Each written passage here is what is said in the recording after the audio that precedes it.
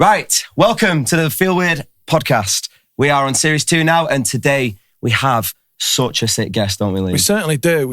Would you like to roll the red carpet out? I certainly will. So, in our hot seat today, we have a former Nike front page model, a High Rocks alumni with a 42-minute 10K, the man who beat ADHD, who's come a long way from a teenager, running events, advertising filthy vibes, selling CDs, and running Trainline ticket refund apps, a 10-year sneaker business veteran, the founder and CEO of the Supplier, George Sullivan. Wow. Yeah, we did research.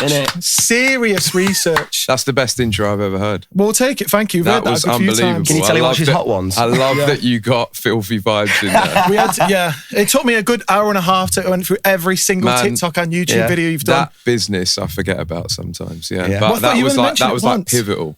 Well, this is what you mentioned about the first sort of the fail ones that really got you onto where you are at the moment. But we're going to get through all of that, certainly. Sam, do you want to kick us off with our first segment? We've had musician guests on so far. I mean, we've always wanted creatives on in general, but so the musician segment we've had was called Desert Island Discs. I'm sure you've heard it all before. 3 albums that you could take with you on a desert island. Last 3 albums you'd ever listen to, but we want to tailor it a little bit different to you.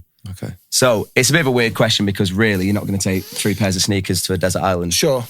But humorous. Humorous for it. 3 pairs of trainers. For the rest of your life. For the rest of your life. I like the music question. Well, you can do both if you want. We'll do trainers first. Yeah. 3 pairs of trainers I take with me on a desert island.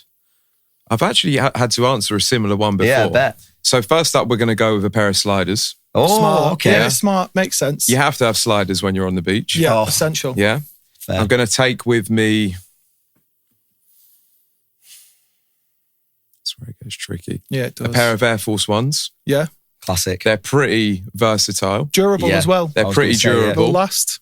And then I'm going to take with me a pair of Vomeros. Yeah. Oh, because so you can tell I'm pretty Nike heavy. Yeah, the sure. Vomeros are good because they're the most comfiest shoe that I own. I've got 4 pairs of them. I was a big Air Force One guy. So if you're on a desert island and you need to go hiking, you need to walk along the beach, you need to do anything, the Vomeros are your friend. Yeah. So Air Force One, if you're at the beach at night, you know, you're having some drinks by the beach. Yeah. They're your nice shoe. The day, sliders. And then the hiking, versatile Vomeros. It's a fantastic 3. It's a great answer. It's a great answer. That's 3 that you're going to survive a long time with as well. Exactly. There you go. That'll do the trick. Do you want the music answers? Yeah, I do. Actually, I'm going to do 3 songs. 3 songs. Okay. Not 3 albums. So I'm not really an album kind of guy. That makes sense. You know, very much into like my songs individually. So we're going to have 1 drum and bass track. Nice. Which is True Romance by D Bridge. Oh, I don't know that It's one. a great tune. Okay. It's like a deep bass roller. Yeah. It's great for the vibes on the beach. And then we're going to have Finally by Kings of Tomorrow, a house track. Oh, nice. Yeah, classic feel-good house track. Yeah, I remember that one. And then we're going to have Led Zeppelin, Stairway to Heaven. Nice. It's a nice mix. Yeah. Yeah, it's a nice mix. We've got everything in there. Yeah. Exactly. Every mood. Every emotion. Yeah, going. you've got a lot of emotions to go through on your own on a desert island. That's what music's all about. Yeah, man, I like that. It certainly is. Like Well, you know what? Speaking of music, Sam, do you want to get us onto, as me briefly mentioned before we got going, Oh, yeah, you're a introduction big of music this fan, aren't place. you? Yeah.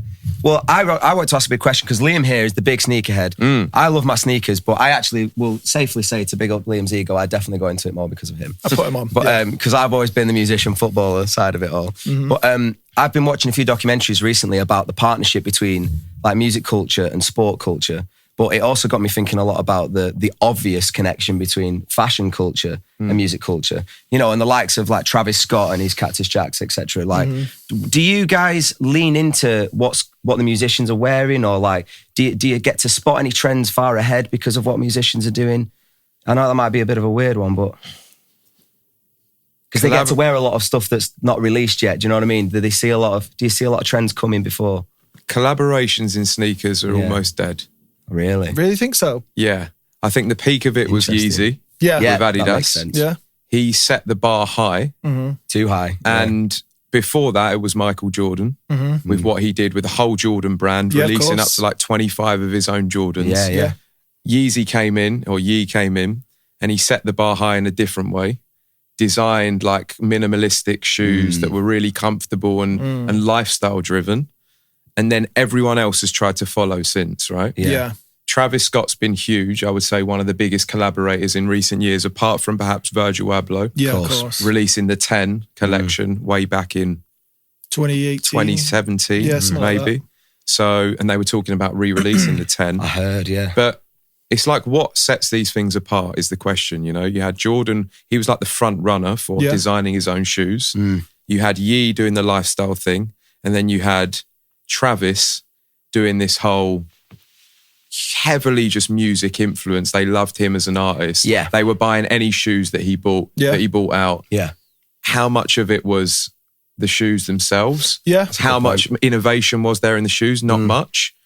And that was where, for me, you start to see like, not the death of collaborations, but a little bit of like the decline. Everyone's trying a collaboration now. Every brand is trying it. Nike, Adidas, Puma. It's not special, I guess. Exactly. Yeah. The things that are worth having are sometimes rare. Yeah. And when everyone's collaborating with every brand and every genre, not just music, but art, you know, acting, everything, everyone's getting involved, it decreases the hype around it. The consumer sees what's going on and they start to go, maybe this isn't as rare as it once was. Maybe we're just being marketed to.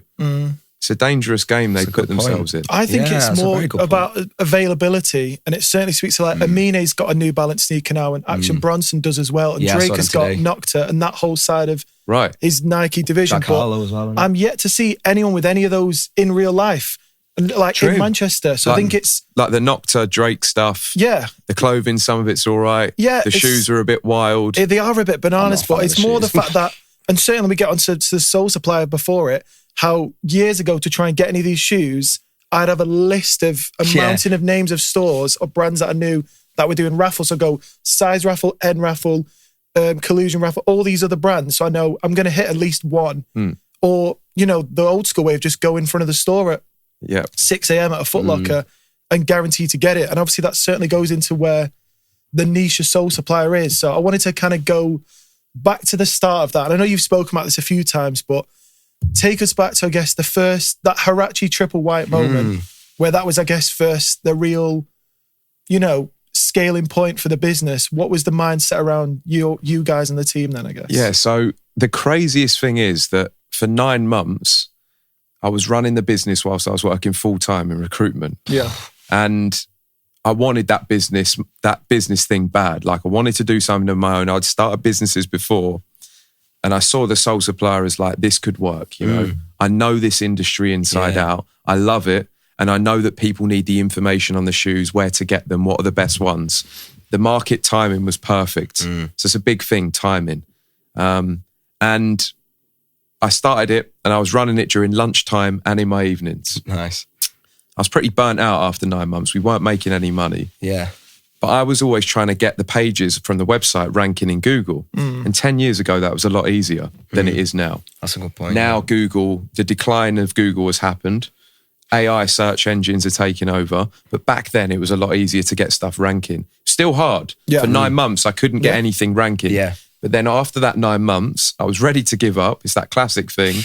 I was like, I'm burnt out. I'm working all hours under the sun. I'm not going on holiday. I haven't been boozing either. I've just been all in on this work and business. Yeah. And we got #1 in Google for the triple white Huarache, which was the shoe of the summer.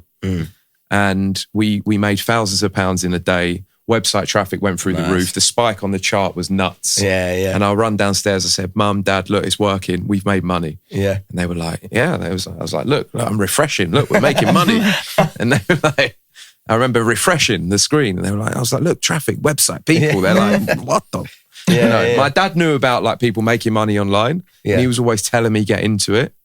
But for them to actually see that as like older, more traditional, they were just like, this is mental. Yeah. Well, I was going to ask actually, like, how open-minded were your parents with this kind of venture? My dad has always been like entrepreneurial mindset, but worked in jobs, in sales, in print. Yeah. But he always was like, look at this business, look at that person doing this. You know, my dad was a big influence in the business sense. Right. And my mum and dad were just straight up hard workers. Yeah. So I got that kind of, actually I didn't have any work ethic early. Like they give me so much. They sacrificed and broke themselves to give me so much. that created minimal work ethic at a period of time growing up. Yeah. You could say I was like almost like the spoiled kid at one point. Right. But then my parents got hit by the financial crash. Yeah. They lost everything. There was literally no money going around at all. They had to move out of the house, sell their house because their interest rates went through the roof. They got into like negative equity. Right. Everything went wrong. And then for a few years, I was dossing around smoking weed thinking, life's good, man. I'm fucking stoned all the time. It's all going to be okay. Right. And then I realised if I don't get this hunger now, no one's going to save my family and no one's going to save me. Good point, yeah. And like, it was the absolute making of my motivation and hunger. Yeah. Because if that hadn't have happened when I was 15, 16, I probably wouldn't be sitting here now today talking to you. Yeah. Because I would have thought like, life's going to be all right. Maybe I don't need to work as hard. Yeah. And that made me what I am today, that moment. Totally. I mean, that leads quite nicely onto, I mentioned before the cameras came on, but I wanted to hold off for this question. But you mentioned before that you'd been kicked out of school growing up. So I really wanted to ask the question because for those who don't know, this studio was built on, without sounding dramatic, the ashes of the charity I worked for. That was for young, underprivileged and vulnerable young people. And we did a lot of getting kids out of gangs, and it was like we were a bit of a Peru, people referral unit. And this was the music department. And the big story we kept telling we had a couple of documentaries going was that so many people don't have that figure that when things have gone south at that age, just to lean you a little bit and just to show you the right way instead of, pushing you further down and blah, blah, blah. I just wanted to ask, was there a moment that you can particularly think of? I know you just said about that moment in your life, but was there a moment that the penny dropped, or was there a moment where somebody in particularly showed you the right way? Could it have gone completely a different way? I think like my mum and dad were always there as like good role models. Like hard workers, they weren't perfect. But, but I decided, whether that was because I was the ADHD child from when I was 6 years old, got diagnosed early with ADHD, that put the label on me. I became that label.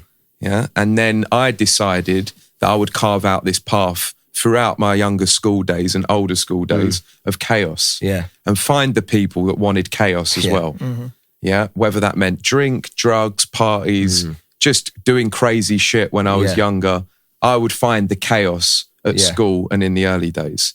So even though there was like positive role models around me, I didn't really want to know them. I get you. I just was like, I want the chaos. And that went on for a lot of years. And so for people around me, like my mum and dad, who were like, we've given you the best chance. Right. What is wrong with you? But you have to have things happen before you wake up and realise. I woke up and realised maybe when I was about 20, 21, I actually got a good job in recruitment where I could work hard with people I respected. They taught me the way in that. And then I started clocking onto, wow, my dad, my mum, look at what they've been doing. You start waking up. Of course. And then you start thinking, this chaos isn't going to get me anywhere. I'm still involved in some of it. But you start to wake up. You start to see things. Some people, I guess, don't wake up. But I had those wake up moments.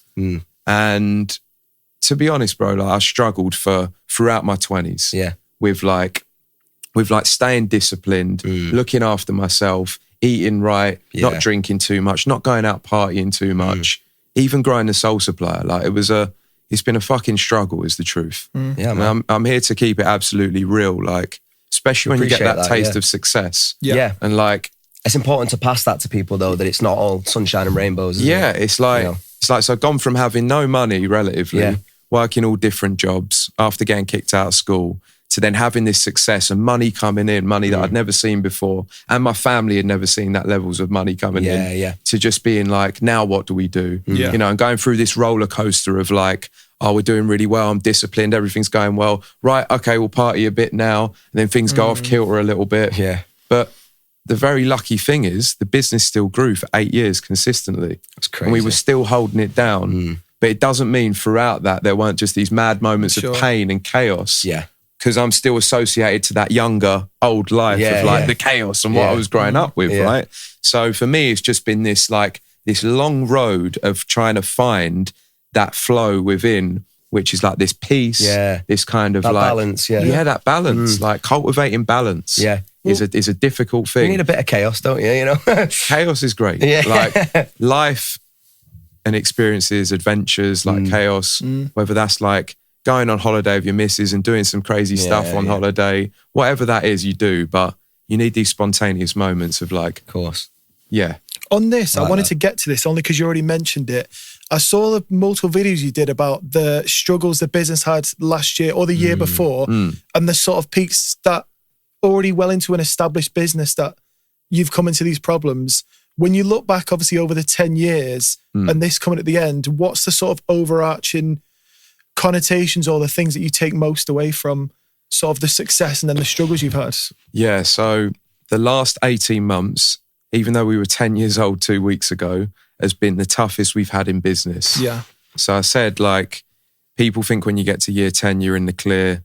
I just say, like, you got more experience and knowledge to deal with things.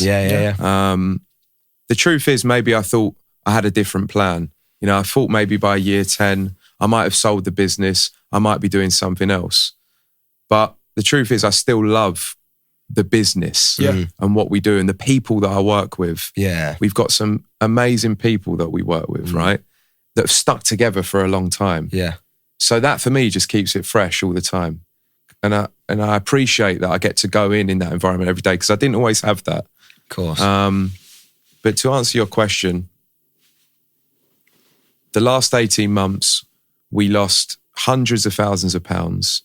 We had to let go of 10 people that were tight in the team, talented. It was tough on everybody. And I learned more in that 18 months than I did in 3 years of success. Yeah. Because when you're flying, things are successful. Maybe you're not looking at things in as much detail. You're not scrutinizing every spend like you should. Maybe you're putting money into projects that you shouldn't be. And as like an ADHD entrepreneur, I've always got new ideas. Yeah. So when money's coming in, you're making good profit, the cash flow's good. I'm probably putting time and money into things that are more risky, not validated as much, and that ultimately sometimes don't pay off. Yeah. And you've spent money that you could have on something that you know is working well. Yeah. So the 18 months of struggle has absolutely taught me like the power of being more critical of spend and the consequences of not focusing the spend and the time. Because when times are tough, you know, you start to see you're paying the price.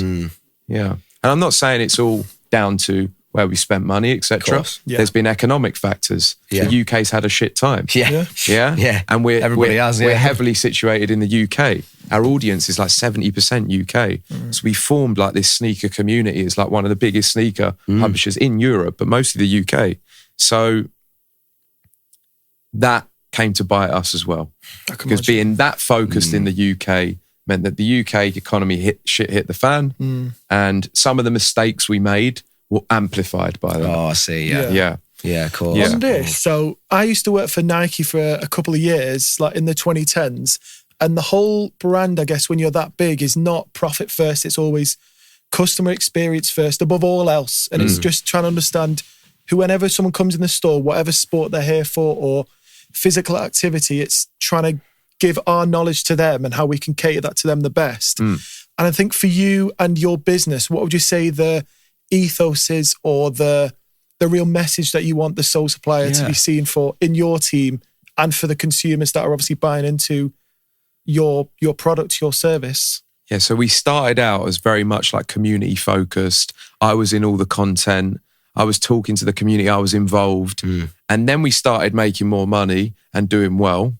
And then I stepped out of the content to do like more of the development with the tech team and more of the strategy. And we lost that kind of community and homegrown feel a little bit. We became more of a commercial driven business that was a bit more about sell product, you know, drive sales. And what's changed for me in the last few years, a good friend of mine now, Ben from Lux Collective. He came to me and he said, George, I need to talk to you.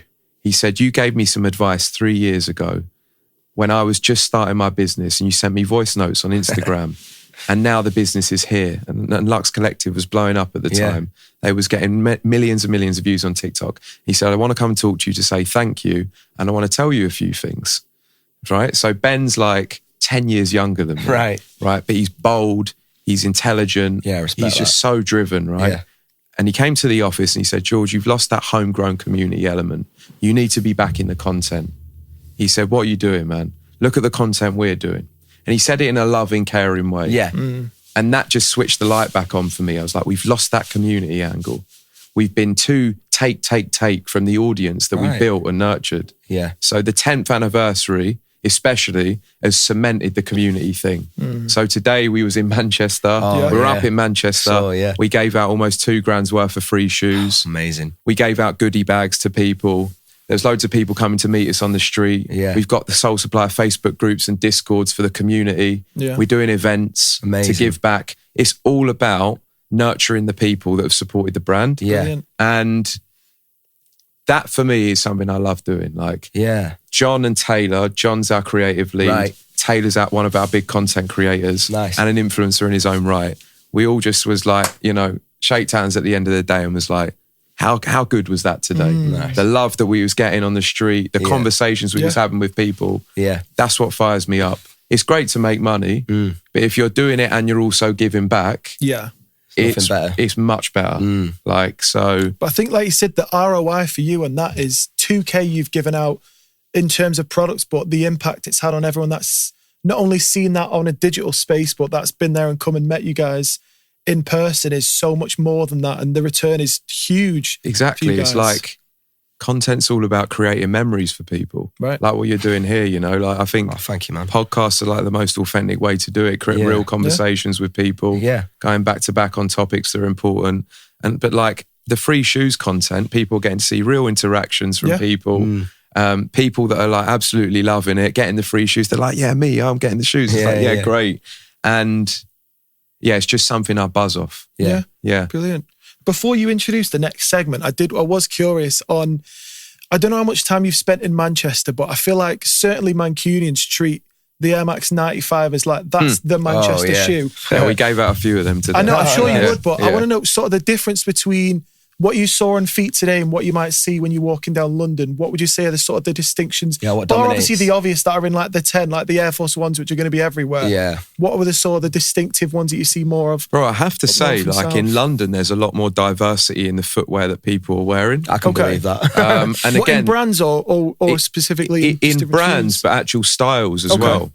Like people wearing more loafers, people wearing more sock type shoes. Yeah. There's a lot more high end luxury sportswear, like the Christian Dior's. And in Manny, I see like a lot more trainers. Yeah, you will. A lot more trainers, a lot of Nike. It's almost like, and not in a bad way, but how London was maybe 2 years ago. Yeah. And maybe that hasn't translated as much up in Manchester as not. I mean, like, I didn't see loads of people wearing loafers and these big mad boots like some people wearing in London. That's a very good point. Right. But so that's the difference for me. And that's another reason why it's tough for us over the last 18 months, because we've been focused on sneakers for 10 years. Yeah. And we rode the wave of the sneaker market growing. We were in there early and then we rode the wave, and the sneaker market bubbles popped a little bit. And this is the example I like to give, or I've thought a lot about recently. So StockX had 600 million investment. Goat had probably 600-700 million investment.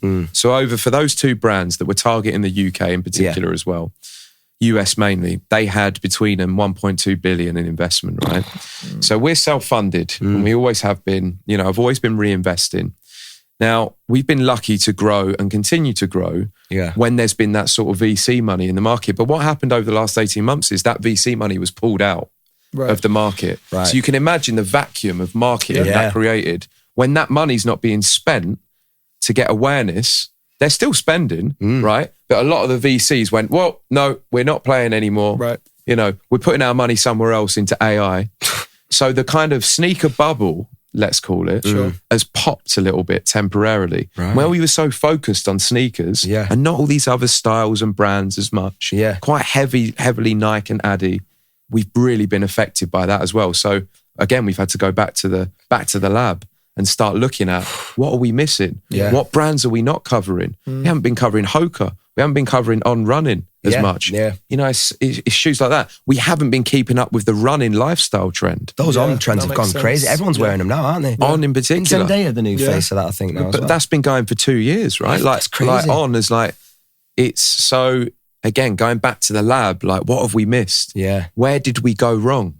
You know? I think it's more just where the sneaker market has gone in terms of, like I said earlier, availability. How, say, obviously on your platform, and you'll say, X place has got a discount on this shoe at the moment, so you can find that. I think before then, and it was just a case of money, and certainly because of where the UK is at the moment, trying to find those opportunities. And there's very few places I know that are in Manchester now that still have sneaker drops where they'll have 200 pairs, you get one each. Yes. You come and wait for them in the morning, and you're guaranteed to get them as long as you get there early enough, where now it's so automated. Bots are obviously a huge thing now.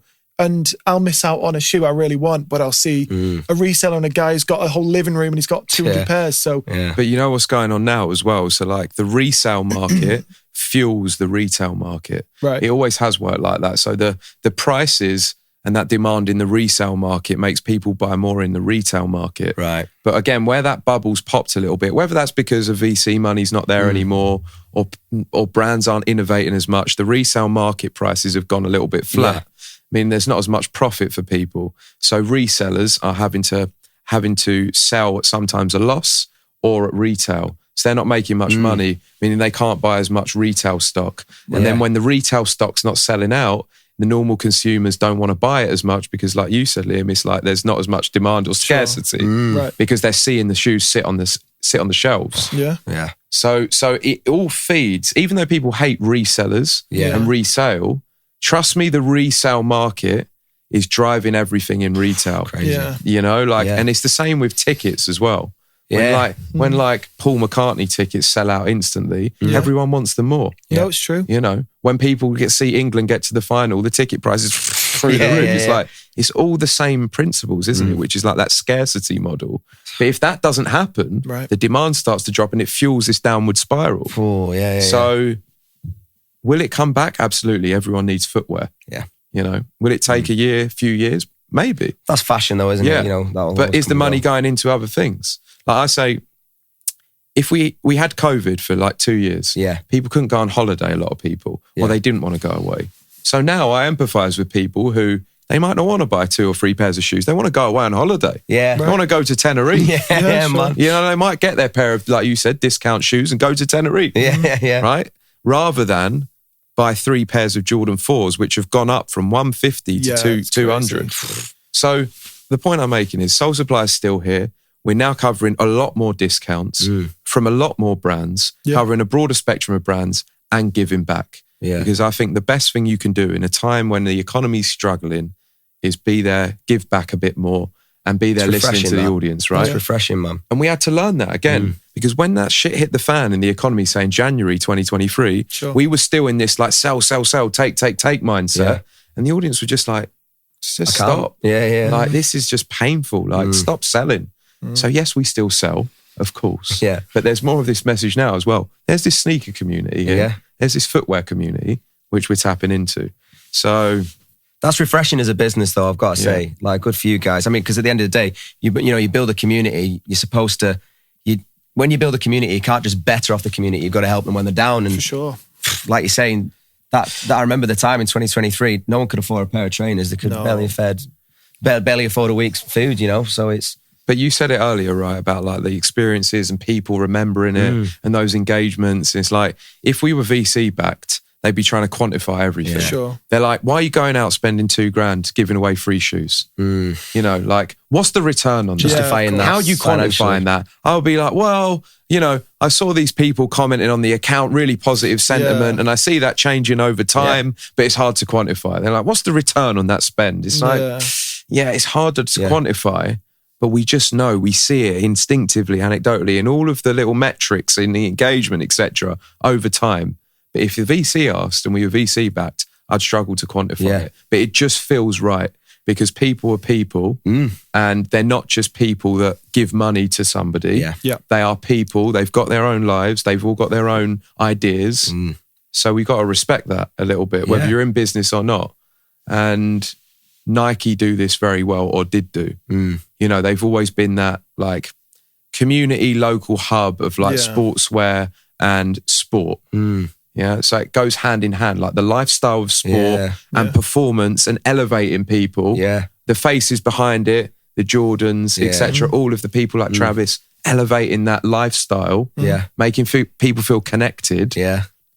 Whether it's just very clever marketing from them or not, but it works. They had that feel of like Nike are a brand that are there for the people. Yeah. You know? Yeah. I mean, I think it's the way you guys have used social media though, and you to build your community. I mean, I think it's a fantastic use of it, because I know for a fact that I became a fan of Supplier from probably 4 years ago, from seeing exactly those videos of you walking around buying stuff for people. Yeah. And he'd been banging around about them for years. Do you know what I mean? Yeah. But it was the videos that I saw and I was like, wow, they're putting the money where their mouth is. Because it's so refreshing to see a business do that. Because, you know, for me as like Liam is a fan of you guys telling me, who doesn't know anything at the time, you know, I'm just going to hear, okay, another company, but seeing you do the work in the streets for the people. Yeah.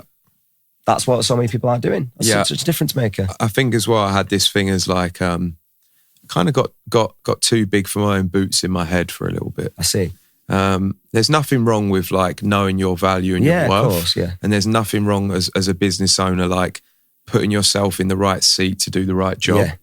But you're never too big for any of the jobs in the business. Yeah.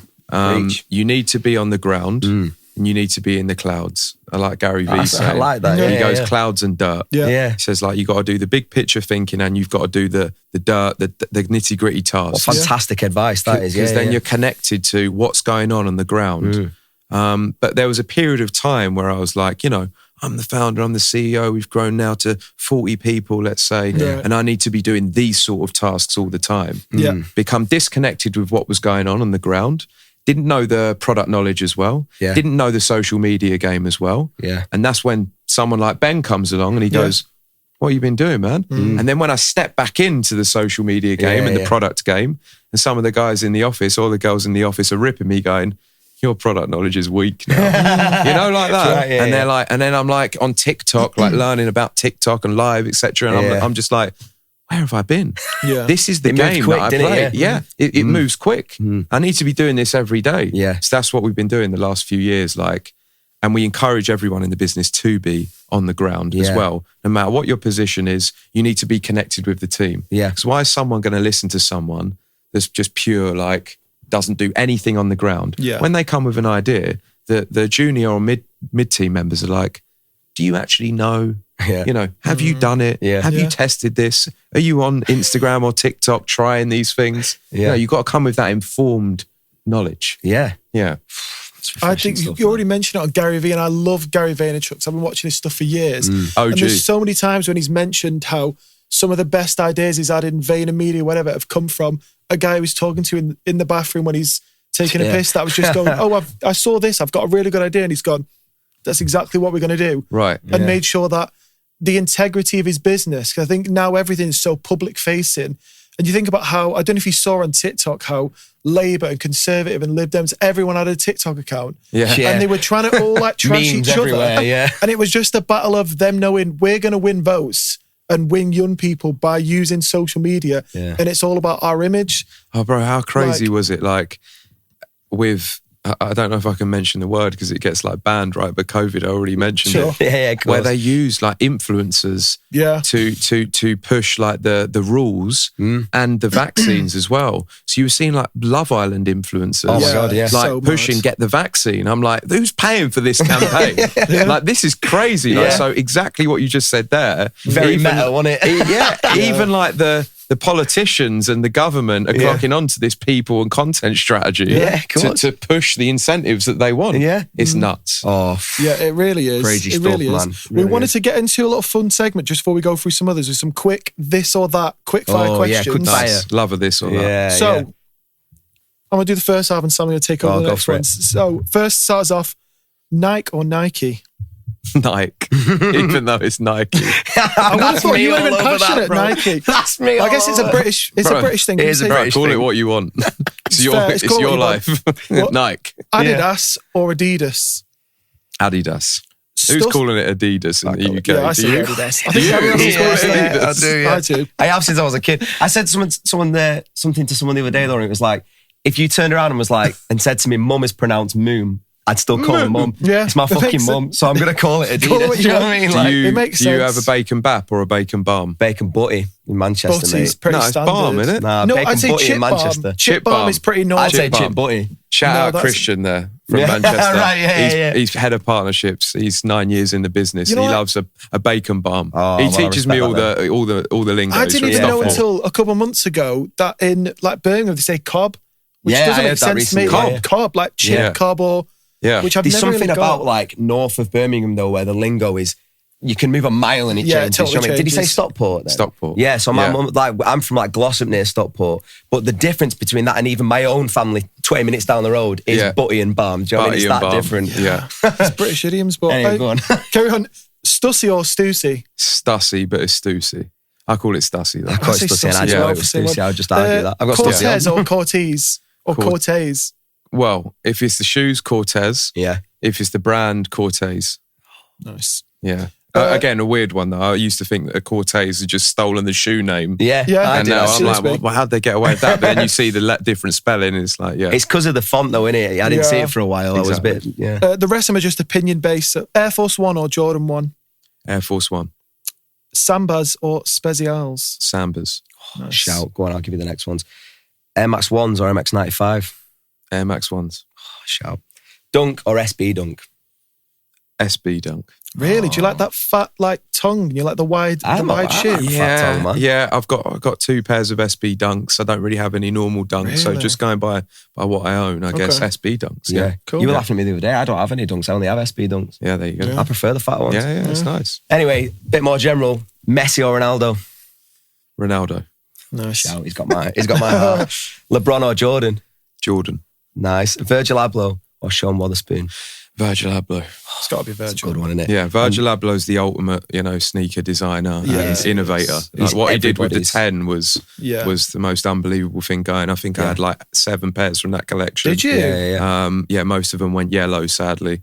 Yeah, because Yeah. the first edition, they were all like the white ones that all obviously thingy. Yeah, like the quickly, exposed didn't tongues, everything, the Yeah. materials, so they go yellow over time, but you can dye them back. Yeah. You can put them in sunlight and that works. No, you leave that's them out in the crazy. Yeah, sun. really, yeah. Yeah, and they have like these machines with lights that you can get your shoes back white. That's Shout mad. out Lewis from You Buy We Clean as well. He does all of the work on that Nice. stuff. Interesting. He's got the business that sorts out your crepes if they're dirty or faded. So yeah. Virgil Abloh is just the GOAT in so many different, even fields as well. Though, and it he's like, really is. Yeah. Oh, absolutely. Oh, It's a shame he's 100%. gone. Yeah, it really is.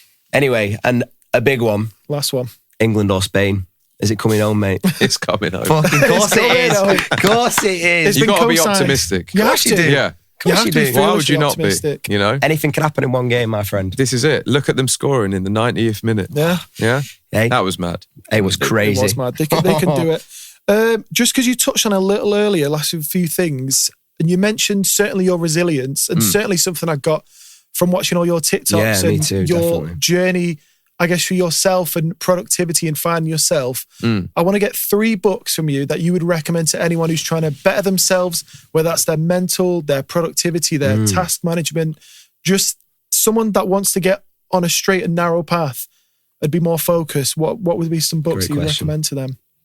I think one of the ultimate communication business books for me is one of the oldest communication and business books, which is Dale Carnegie, How to Win Friends and Influence People. I've read this Oh, one. yeah. And I think the name is a little bit misleading because it's like how to win friends Yeah. and Yeah. influence people. Yeah. It sounds a little bit manipulative. It does. But it's really not. The principles in the book are just as simple as things like when you walk into a room, smile, Yeah. listen. You've got 2 ears and 1 mouth, use them in that ratio. It's that Yeah. classic saying. Yeah. I like that. Remember someone's name is the sweetest sound that they'll ever hear. Yeah. So people don't remember names. It's an easy win if you remember people's names. These are not manipulation tactics. These are just general communication principles that ultimately make you get on better with people. There's nothing manipulative about being a good person. There's though, is not. there? Being nice to people. There's Like, so many principles Yeah. in that book, like, let people save face in an argument. Don't give them feedback in public. Do it directly. These are all principles to live by that are just like, for people, you get more respect. Fantastic management as well, isn't it? It's a great book. We did a leadership course from the Dale Carnegie Academy. Wow. And it was one of the best ones we've ever done in 10 years because the principles embedded into like a work environment just make people more respectful, more caring, more thoughtful. And so that one for business, ultimate. Yeah. I think it translates across life. Yeah, that's a great show. The Power of Now by Eckhart Tolle. Oh, Or Eckhart Tolle. Yeah. That one for me got me into like this kind of more spiritual way of thinking, which is, he's absolutely moving away from the chaos and like, how do we find happiness with what we're doing? Stop thinking too much about the future. Being present. Stop thinking too much about the past and be present. It's hard to cultivate, but I meditate every day. Meditation's like my religion. It gives me so many insights. It gives me peace. It stills my mind. Brilliant. It makes me a better person in relationships. Yeah. I can listen better to my girlfriend. I'm not as reactive, for instance. I can be more thoughtful at work. Meditation for me with my mind is everything. Yeah. Eckhart Tolle Power of Now really got me into that way of thinking. Life-changing book. Had to read it a few times. Yeah. It's one of those, quite a tricky read, but there's so many gems in there. And then one last book. That is a tricky one. It's not a controversial one, but there's a lot of disputes on morning routines. But there was a book called The Miracle Morning. I can't remember who it's by, but when I read this book, the principles in the book and the morning routine that he gives you are really good tools to use in your life generally. Yeah. Whether you do them in the morning or not. Everything from like meditation to setting your intention for the day to journaling to reflect on your thoughts. Yeah. These are all good practices that I've brought into my life over the last 5 years that make me more reflective, that help me learn more, that give me more peace, that guide me to be focused. Yeah. So whether you do a morning routine or not, because you can waste fucking hours doing morning routines. The principles from the morning routine are packaged up in a way that are really good tools for life, I think. So there's one on mindset, there's one on business, and there's one what on a trinity that is. on presence. Fantastic. He's PR trained. He knows what he's doing. Yeah, I was he's going with to his say, camera a lot. that's my Amazon cart filled for my birthday. Yeah, no, but guys, like the truth is, right, I've got a bookshelf full of I've probably got like 300 books that I've bought since I was 15. Nice. And I would say that 95% of them are rehashing old shit. The self-development books are all using principles from like the Dale Carnegie books, rehashing them. There's not loads of true new gold that comes out, Yeah. So It might sound like you might have to write one yourself then. Yeah, I would love to. I would, but doesn't sound like you have the time, mate. I think what's happened up until maybe the last 6 months is a little bit of imposter syndrome. What have I got to offer in a book? What would I share in a book? And that just comes in. It's like, and then I don't find the time to do it because I think, what would I write about and where would I start? Sure. Well, I have to say it was quite refreshing because, this is our 4th episode of this series with a creative guest on, and every single one of them, to no surprise, has come on and said they suffer with imposter syndrome. Yeah. And me as an artist good included, point. and I'm sure you too. But we all suffer from it, and it's refreshing to hear someone who's had real success still at the top think of that kind of stuff.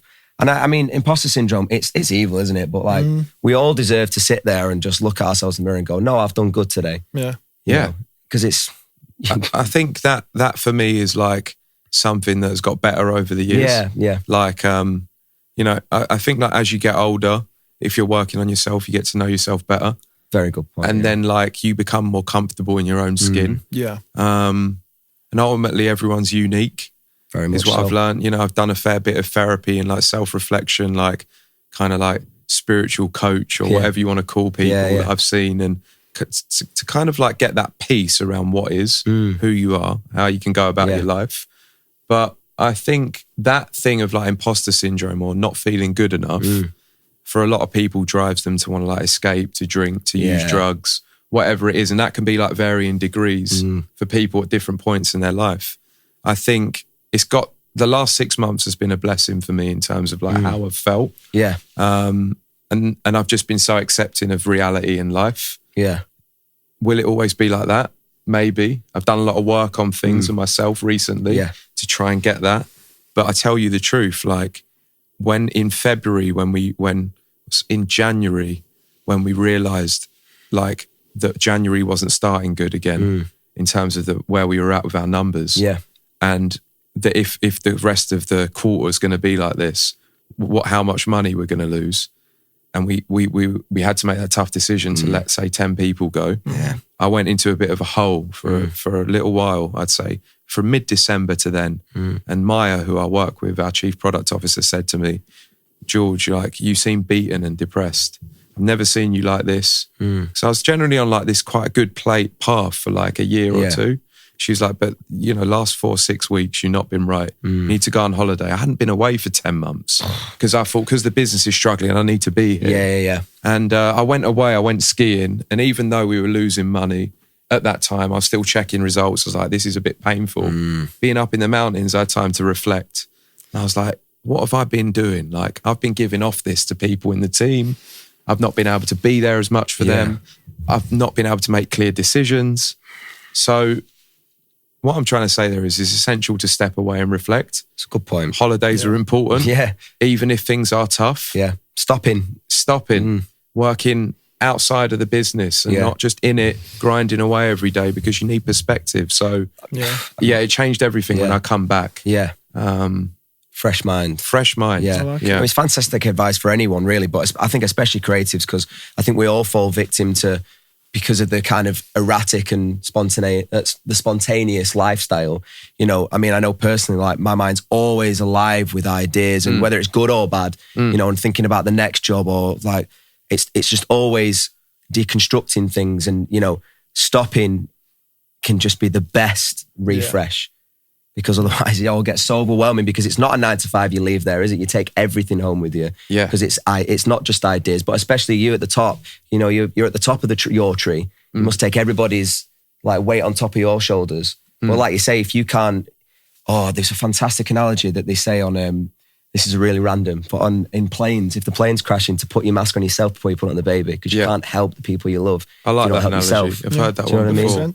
Yeah. I think if you said about like the choppy mind and like the thinking of ideas, I think, again, if you're in this place where you're not feeling good enough, or you're feeling that imposter syndrome, you're more likely to chase ideas, new ideas. Yeah. Because they're validation. Of course. So you're more likely to chase something new and the shiny object. Yeah. Because inside, if I can pull that off, it will make me feel better. So I believe in exactly what you said there. Like, you need to put your own mask on before you can put someone else's on. Because if I'm in the wrong place, I am not making decisions in the right way. Yeah. My mindset is more choppy. Yeah. So it does start with that, like, business success or life success for me is just so dependent on what you're doing to look after yourself. Of course. Right. More than ever, I realise that. And my friends or people watching this might know me as, like, there's been some roller coasters over the years of where my mindset's been at. But you learn a lot from that. Yeah. And for me, it's just so important to look after me first, so then I can be there for others, including my family, my missus, and people at work. Yeah. And I've had my missus come to me sometimes and be like, you're all invested in work, you're training, doing high rocks triathlon stuff all the time. Yeah. You're not really showing me much love. And I'm not, I'm just blocked. Yeah. I'm like, it's all about training and money and work and blah, blah, blah. And there's no love within that sometimes. It's just this cold, stone cold person. And it's like, it's not nice for people to be around. I go over to my parents for dinner and I'm just like stone cold on my phone, like looking at things and trying to work still. And I'm like, if I look back on my deathbed, am I going to be happy that I treated those that I loved like that around me? It doesn't mean like that now I'm perfect around them all the time. No, I get you though. But it's like, put some value on these things and fucking respect it, because they might not be here forever, especially your family.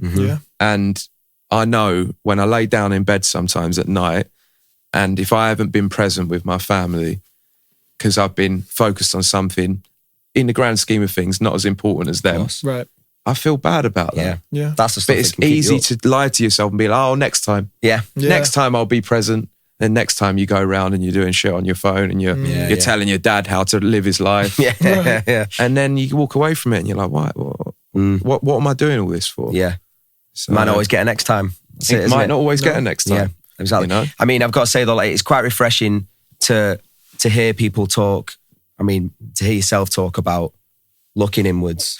Yeah. You know, because that's the difference we can all make, isn't it? You know, we can all walk around saying that we want to change the world and do everything we want to do, but working on yourself is the hardest bit. Yeah. And the most important. And it's the most important. Yeah, well said. Yeah. Absolutely. And for someone who's 10 years into that, well, more than 10 years into your craft, but, you know, for a recent 10-year birthday of Soul Supplier, like, for you to still be working on those things that other people would think, no, it's business. Yeah. It's a lifelong mission. Yeah, exactly. You know? Success isn't linear, is it? You know? No. Well, speaking on lifelong mission, just really to close out, I wanted to ask, obviously you've celebrated the 10 years now. Yeah. What does the next sort of 10 years, you think, for the Soul Supplier? Have you had these meetings of what you would hope 2034 to look like, or where the business would like to be? Or have you had to think about what the next 10 years is going to be? A long way off. I think right now we serve people at retail and at resale. We've got the comparison and aggregation service for all the retailers. And then we've got the marketplace when you want to buy resale. So if you need a pair of shoes, we solve both of those things. There's a few things we're looking at, but community is a big focus.